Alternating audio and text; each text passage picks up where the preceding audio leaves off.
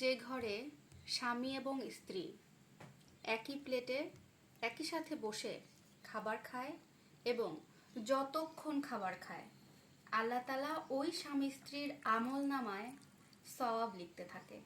সুবহানাল্লাহ। আমরা যারা স্বামী স্ত্রী আছি, বিবাহিত জীবনের মধ্যে আছি, আমরা সব সময় চেষ্টা করব স্বামী এবং স্ত্রী একসাথে বসে খাবার খাওয়ার, যে কোনো একটা টাইম। অনেকে কিন্তু সময়ের অভাবে এটা করতে পারে না বা এটা সম্পর্কে জানে না, কিন্তু দাম্পত্য জীবন সুখের কিন্তু প্রথম পন্থা হিসেবে এটাও একটা ধরা যায় যে স্বামী স্ত্রী যখন একই প্লেটে বসে খাবেন আপনাদের মধ্যে ভালোবাসা মহব্বত সবকিছুই কিন্তু বাড়তে থাকে, আর এতে আপনাদের দাম্পত্য জীবনও সুখের হবে ইনশাআল্লাহ। তাই বলবো আপনারা অবশ্যই চেষ্টা করবেন একই সাথে বসে স্বামী এবং স্ত্রী কিছুটা খাবার খাবার।